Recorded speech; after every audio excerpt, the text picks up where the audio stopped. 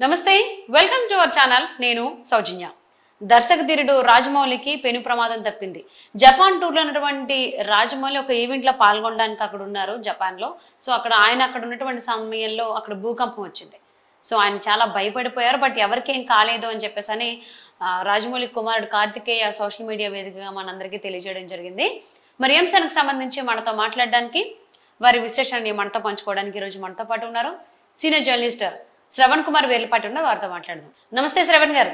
నమస్తే అండి.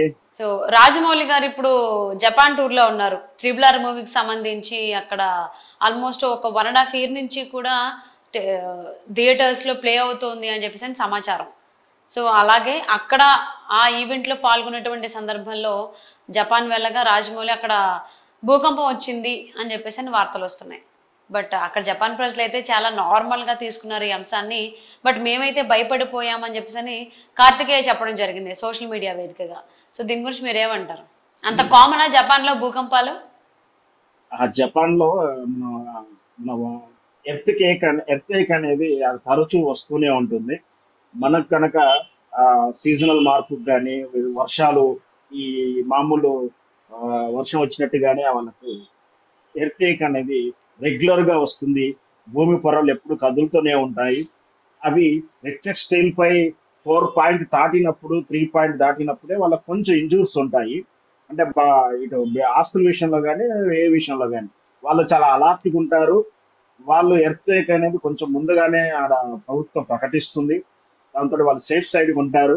వచ్చే ప్రమాదాన్ని కూడా పసిగట్టుకుంటారు. వాళ్ళ దాని తగినట్టు మానసిక ప్రిపరేషన్ ఉంటుంది. కానీ మనం టూరిస్ట్ గా వెళ్ళినాం లేదా ఇతరులు కానీ మన రాజమౌళి గారు త్రిపుర చిత్రం ఆడ 1 year ఆడినందుకు గాను దానికి చేసే సెలబ్రేషన్ ప్రత్యేకంగా ఈవెంట్ లో పాల్గొనడానికి జపాన్ వెళ్ళాడు. అనుకోకుండా తను రెస్ట్ ఉన్నటువంటి హోమ్ 28th floor లో ఉంది. 28 అంతస్తులో ఉండడం, ఒక్కసారిగా అప్పటికప్పుడు మెసేజ్ రావడం, ఎయిర్ఫేక్ వస్తుంటే స్వయంగా వాళ్ళు అనుభవించడం. 28 అంతస్తులు ఆటోమేటిక్ గా మన ఇండియన్స్ కొంచెం భయంగానే ఉంటుంది. ఎయిర్ఫేక్ అనుభవం లేకపోవడాలు ఒకటి, పైగా మనకు కొంచెం ఫోబియాస్ ఎక్కువగా ఉంటాయి. కొన్ని విషయాల్లో అతిగా ఆలోచించే తత్వం కూడా ఉంటుంది మనకు. సో దాంతో అతిగా భయపడి ఉండొచ్చు.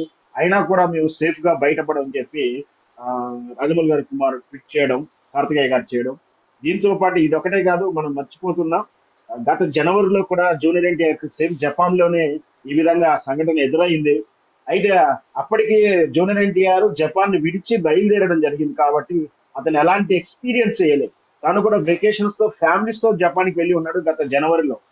తాను కూడా అంటే అక్కడ వెళ్ళి జపాన్ విడిచిన తర్వాత ఎర్త్క్వేక్ వచ్చింది.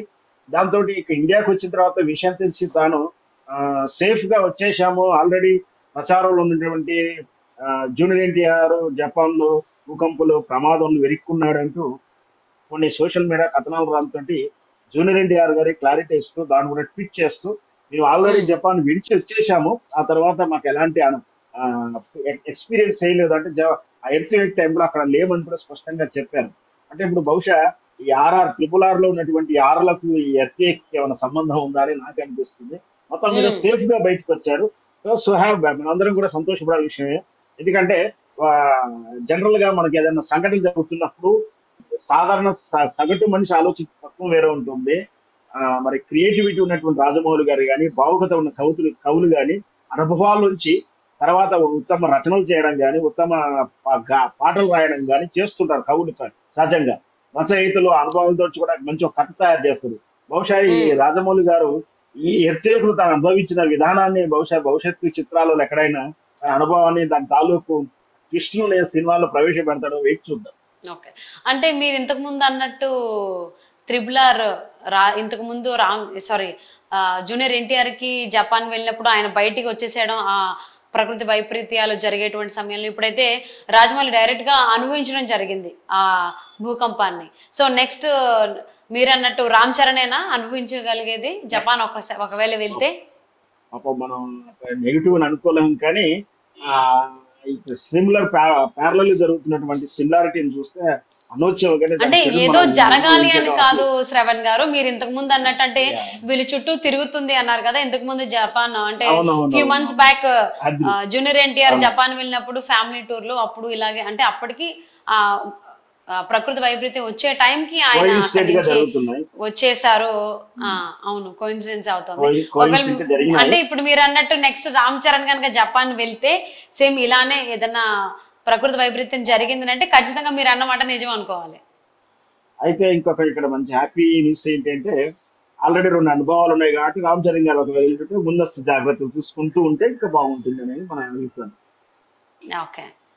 సో అంటే అండ్ జపాన్ ప్రెసిడెంట్ అయితే ఏదో చాలా నార్మల్ గా వర్షం పడుతున్నట్టుగా ఫీల్ అయ్యారు. మాకైతే చాలా భయం వేసింది, బట్ వీఆర్ సేఫ్ అని చెప్పేసి అన్నట్టుగా కూడా కార్తికేయ తన ట్వీట్ లో చెప్పడం జరిగింది. అవును, జపాన్ ప్రజలకు అక్కడ ఎర్త్క్వేక్ చాలా కామన్.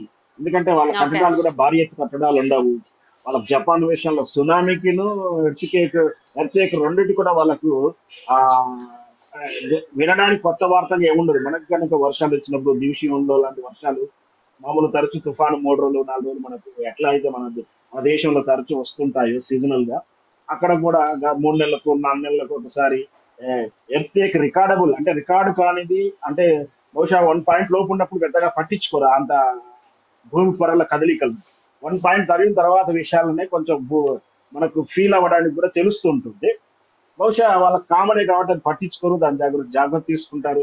ముఖ్యంగా ఏంటంటే ఎత్తైన భవనాల వైపు ప్రమాదాలు జరిగేటువంటి హై టెన్షన్ పవర్ స్టేషన్ల వైపు ఉండకుండా వాళ్ళు ఓపెన్ ప్లేస్ లో ఉండడానికి ముందొచ్చి జాగ్రత్త తీసుకుంటారు. వాహనాలు నడపకుండా పక్కకు ఆపుకోవడం ఇవన్నీ కూడా వాళ్ళు దైనందిక లైఫ్ లో ట్రైన్ అయి ప్రికాషన్స్ ఉంటారు. మేబీ రెగ్యులర్ గా మీరు అన్నట్టు రెగ్యులర్ గా వస్తున్నాయి అంటున్నారు కాబట్టి జపాన్ లో ప్రికాషన్స్ అనేవి ఉండే ఉంటాయి. సో మరి ఇంకా మనం రాజమౌళి గారి గురించి కనుక మాట్లాడుకున్నట్లే RRR సినిమా ఆయన ఇంకా వెంటాడుతూనే ఉంది జపాన్ ఏరియాలో ప్లే అవడం ద్వారా. మరి ఇప్పుడు ఇక్కడ తన నెక్స్ట్ ప్రాజెక్ట్స్ ఏం ప్లాన్ చేసుకుంటున్నారు, ఎవరితో ఏంటి అంటారు, అప్డేట్స్ ఏమైనా ఉన్నాయా? మహేష్ బాబు గారితో ఫైనల్ అయినట్టుగాను కథా చర్చలు జరుగుతున్నట్టు కూడా మనకు సమాచారం ఉంది. అది అధికారికంగా వాళ్ళు ఎలిడించింది మాత్రమే మనం చెప్పగలుగుతాం. కానీ మహేష్ బాబు చిత్రం షెడ్యూల్ లో ఉంది. కథా చర్చలు కూడా ఫైనల్ అయిపోయాయని కూడా తెలుస్తుంది. అది కూడా మరి సీక్వెల్ 1 or 2 వస్తుందా ఏంటి, ఆ కథలు ఏంటి అనేది ఇంకా వాళ్ళ అధికారిక బ్యానర్ ప్రకారం రావాల్సి ఉంటుంది. ఏదైనా సరే మనకు రాజమౌళి గారికి జక్కన్న గారి అనే ఒక బిరుదు ఉంది.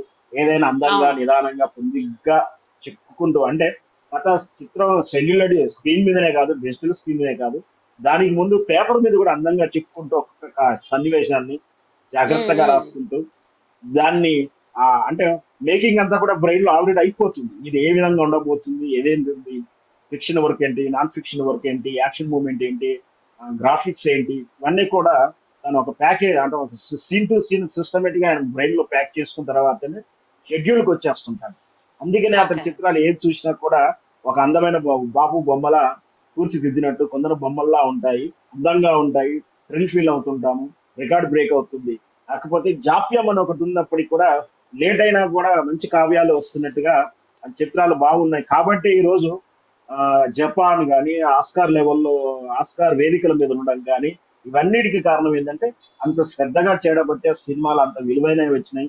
రికార్డు చూస్తూ ప్రపంచ స్థాయిలో హాలీవుడ్ స్థాయిలో తెలుగు చిత్రం ఒక ప్రాంతీయ భాషా చిత్రము ప్రపంచవ్యాప్తంగా పేరున్న చేసుకొస్తున్న రాజమౌళికి నిజంగా కూడా యాక్సెప్ట్ చెప్పొచ్చు మనం.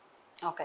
సో మరి జపాన్ టూర్ ఉన్నటువంటి రాజమౌళి పెను ప్రమాదం నుంచి తప్పిపోయారు అని చెప్పేసి అని చెప్పుకోవాలండి.